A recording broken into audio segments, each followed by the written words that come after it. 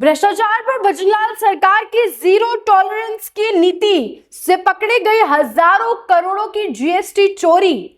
जी हाँ, मुख्यमंत्री भजनलाल शर्मा के नेतृत्व में 1580 करोड़ की जीएसटी चोरी पकड़ी गई। साथ ही 2 आरोपियों को तुरंत हिरासत में लिया गया। अगर आप भी किसी तरीके की जीएसटी चोरी कर रहे हैं, आपका कोई जान पहचान कर रहा है, तो बिल्कुल सावधान हो जाइए। राजस्थान में मुख्यमंत्री भजनलाल शर्मा के नेतृत्व में राज्य सरकार भ्रष्टाचार के विरुद्ध जीरो टॉलरेंस की नीति पर सख्ती से कार्य कर रही है। साथ ही नशा मुक्त राजस्थान की दिशा में भी सरकार ने स्पष्ट और कड़ा रुख अपनाया है। इसी क्रम में पान मसाला और जर्दा उत्पादक इकाइयों पर अब तक की सबसे बड़ी कार्रवाई हुई। जीएसटी चोरी का एक संगठित गिरोह बेनकाब किया गया। जी हाँ, कोटा और नागौर में 120 घंटे की जीएसटी रेड की गई और 1580 करोड़ की टैक्स की चोरी को उजागर किया गया।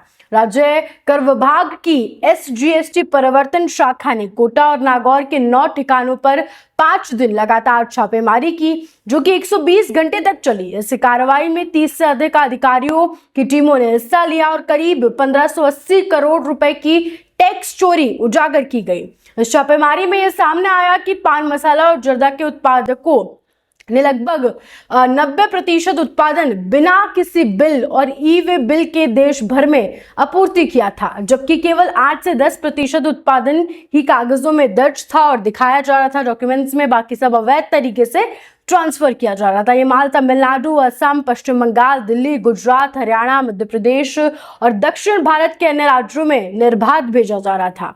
रेड के दौरान लगभग 600 कट्टों में कैंसर कारक सिंथेटिक कत्था जैसे पदार्थ जब्त किए गए, जिसे स्वास्थ्य के लिए काफी घातक बताया गया। इसके अतिरिक्त भारी मात्रा में बिना इनवॉइस कच्चा माल, पान मसाला, तंबाकू एक्सट्रैक्ट, एसेंस, पैकिंग सामग्री और 4 ट्रकों में लदा हुआ माल भी जब्त किया गया। इन ट्रकों में राज निवास ब्रांड के पाउच भरे हुए थे। इस टैक्स चोरी प्रकरण में मुख्य मास्टरमाइंड कमल नागौरी उर्फ कमल किशोर अग्रवाल और गौरव ढाका को गाजियाबाद से गिरफ्तार किया गया।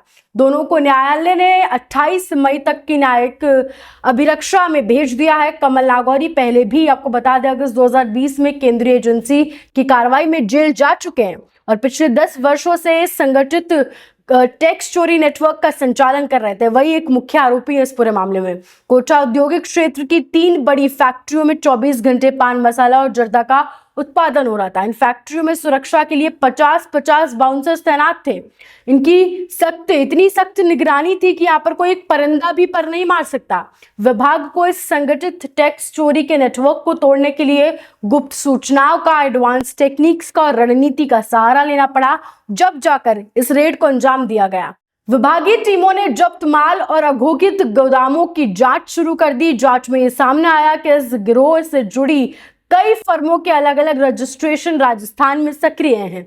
इन इकाइयों के परिसरों को इनको सील कर दिया गया और लेन देन का विश्लेषण किया जा रहा है, जिससे ये संभावना है कि जो टैक्स की चोरी का आंकड़ा है 1500 करोड़ से भी ज्यादा का हो सकता है। राजस्थान में स्थित एकमात्र पान मसाला और जर्दा उत्पादन यूनिट, जिसमें एक नामचीन ब्रांड का माल तैयार होता था। विभाग को लंबे समय से सूचनाएं मिल रही थी कि इस ब्रांड का अधिकांश उत्पादन बिना किसी बिल के, बिना किसी डॉक्यूमेंटेशन प्रोसेस के देश भर में सप्लाई हो रहा था, जबकि जो डॉक्यूमेंट्स में लिखा था वो एक सिर्फ छोटा सा हिस्सा था। बाकी जो माल सप्लाई हो रहा था वो काफी बड़ी मात्रा में था। इसके बाद ही राजस्थान सरकार ने इसके खिलाफ एक्शन लिया। इस कार्रवाई को सफलतापूर्वक अंजाम देने के लिए राजस्थान सरकार ने एसजीएसटी विभाग द्वारा 9 टीमों का गठन किया, जिनमें परिवर्तन अधिकारियों के अलावा जोनल, तकनीकी और स्थानीय अधिकारी भी शामिल थे। मुख्य आयुक्त कुमार पाल गौतम ने स्पष्ट किया कि राज्य सरकार की नीति टैक्स चोरी और भ्रष्टाचार के प्रति जीरो टॉलरेंस की है। आगे भी ऐसी सख्त और निरोध कार्रवाई की जाएंगी। ये कार्रवाई पान मसाला और जर्दा उत्पादन के लिए स्पष्ट संदेश थी कि कोई भी अवैध गतिविधि राजस्थान सरकार की निगरानी से बाहर अब नहीं रह सकेगी। सबको अब हिरासत में लिया जाएगा और सभी पे कड़ी कार्रवाई की जाएगी। सबके प्रति जीरो टॉलरेंस नीति अपनाई जाएगी। ये कार्रवाई न केवल टैक्स चोरी के विरोध थी, बल्कि नशा मुक्त राजस्थान के संकल्प की ओर एक बड़ा कदम भी है। खैर, इस पूरे मामले पर आप क्या राय रखते हैं, कमेंट करके जरूर बताएं। जानकारी को शेयर जरूर करें और बने रहे राजस्थान उनके साथ।